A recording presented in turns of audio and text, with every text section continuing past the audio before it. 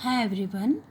Biomedical instrumentation की जब हम स्टडी कर रहे हैं तो हमने ये पाया है कि हमारी जो बॉडी है वो नंबर ऑफ़ सेल्स की बनी है और ईच इंडिविजुअल सेल ऑर्गेनिज्म और टिश्यूज़ जो है वो सिग्नल जनरेट करते हैं।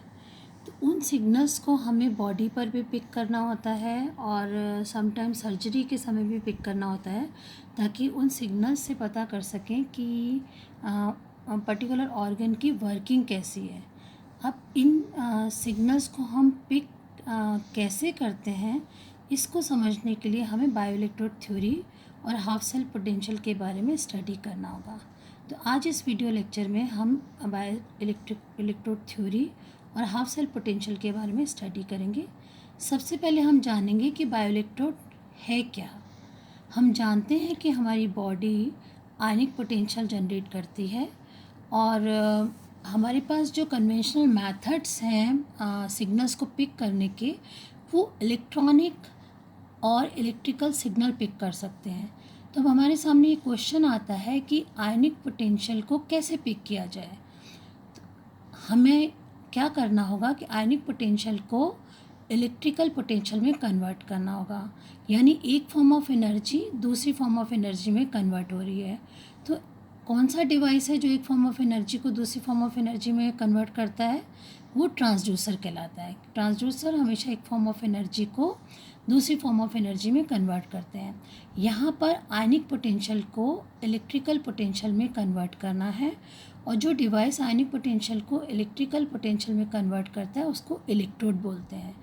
और ह्यूमन बॉडी के केस में, क्योंकि लिविंग सेल जो सिग्नल्स जनरेट करते हैं वो बायोइलेक्ट्रिकल सिग्नल्स होते हैं, तो इन इलेक्ट्रोड्स को बायोइलेक्ट्रोड्स बोला जाता है। तो हम ये समझ ही गए हैं कि बायोइलेक्ट्रोड होता क्या है। अब बायोइलेक्ट्रोड वर्क कैसे करता है इसको समझने के लिए हम हाफ सेल को समझेंगे। इस फिगर में हम आसानी से देख सकते हैं कि ये एक पॉट है जिसमें इलेक्ट्रोलिटिक सॉल्यूशन है। इसके अंदर हमने एक मेटल इलेक्ट्रोड को इमर्स किया है। तो ये बेसिकली ये जो कंस्ट्रक्शन है ये अपने आप में एक हाफ सेल कहलाता है। ये वर्क कैसे करता है इसको हम इस फिगर से आसानी से समझ सकते हैं। ये इलेक्ट्रोड मेटल है और ये इसके पास जो ये दिखाया गया ये इलेक्ट्रोलिटिक सॉल्यूशन है। इलेक्ट्रोड मेटल और इलेक्ट्रोलिटिक सॉल्यूशन के बीच में ये इंटरफेस दिखाया गया है।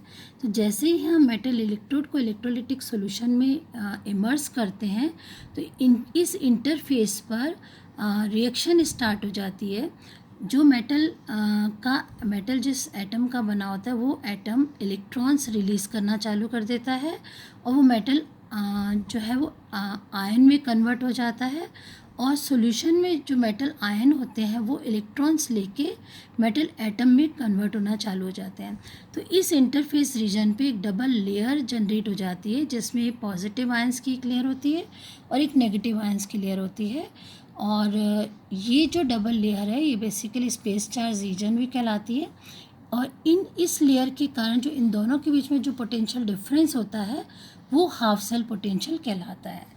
तो अगर सपोज़ ये मेटल जो एटम है उसका वैलेंसी सपोज Z है, तो ये क्या करेगा कि Z इलेक्ट्रॉन्स को रिलीज़ करेगा और मेटल आयन में कन्वर्ट हो जाएगा। और यहाँ पर जो सॉल्यूशन है इलेक्ट्रोलिटिक सॉल्यूशन में उसमें जो मेटल एटम है वो उन इलेक्ट्रॉन्स के साथ रिकम्बाइन होकर पुनः मेटल एटम में कन्वर्ट हो जाएगा। तो हमें ऐसा लगेगा कि जैसे कोई करंट फ्लो नहीं हो रही है, पर in fact both side current flow हो रही होती है, यानी मेटल एटम मेटल आयन में कन्वर्ट हो रहे होते हैं और मेटल आयन जो है वो मेटल एटम में कन्वर्ट हो रहा होता है।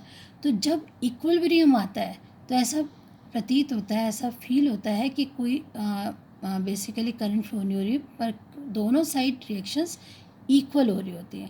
इसका पूरा डिस्क्रिप्शन यहाँ पे बताया गया है। इस स्लाइड में मैंने बताया है कि जो इंटरफेस रीजन में मेटलिक इलेक्ट्रोड और इलेक्ट्रोलाइट के बीच में एक जो है वो एक कॉम्प्लेक्स फिनोमेना जनरेट होता है और आयंस जो है वो दोनों साइड माइग्रेट करते हैं, एक साइड से दूसरे रीजन में माइग्रेट करते हैं और ये रीज़न जहाँ पर कि इलेक्ट्रो डबल लेयर बन जाती है, जब मैंने आपको बताया था प्रीवियस फिगर में, ये इलेक्ट्रो डबल लेयर है कि पॉजिटिव आयन और नेगेटिव आयन आ गया, और ये स्पेस चार्ज रीजन भी कहलाता है।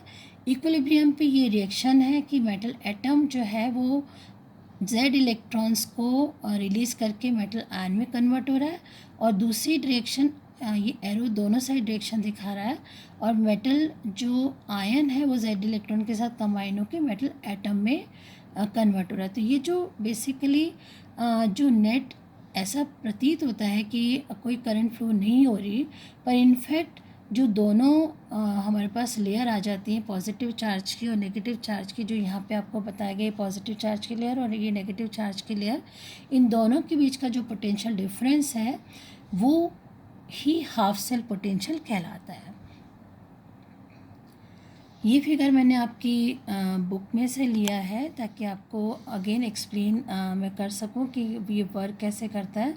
मेरा आपसे पुनः रिक्वेस्ट है कि आप टेक्निकल टर्म्स जो है वो इंग्लिश में ही स्टडी करें।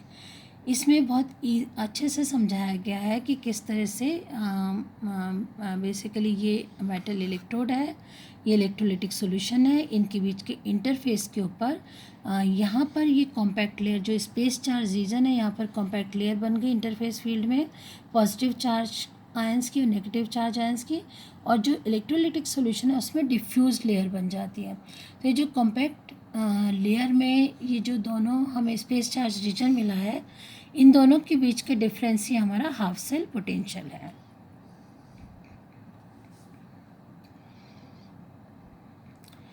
इस फिगर में बायोइलेक्ट्रोड का इक्विवेलेंट सर्किट एक्सप्लेन किया गया है।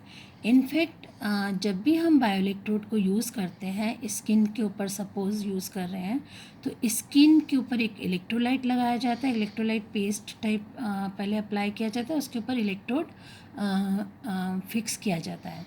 तो ये जो EHC से मेंशन किया, ये बेसिकली हाफ सेल पोटेंशियल है, और जो ये RS है ये इलेक्ट्रोलाइट का रेजिस्टेंस मेंशन कर रहा है।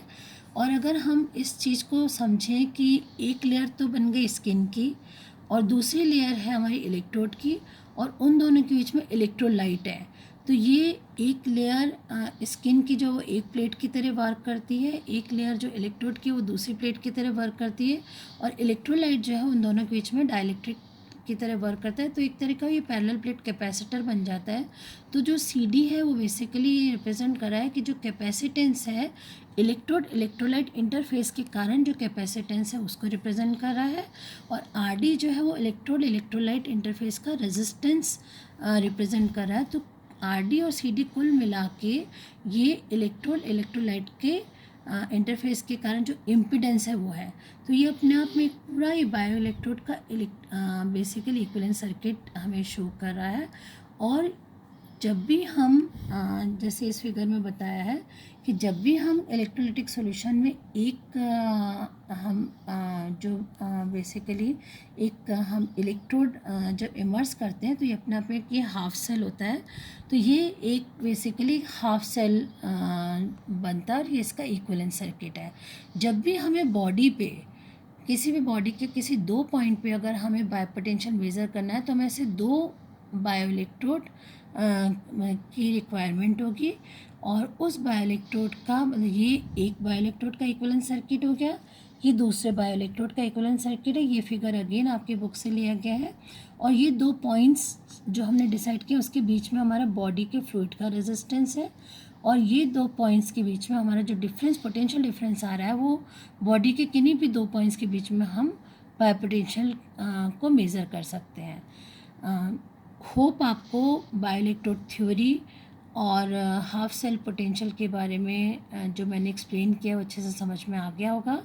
अगर आपको कोई भी क्वेश्चन है तो आप मेरे से पूछ सकते हैं, कोई भी क्वेरी है आप मेरे से बात कर सकते हैं।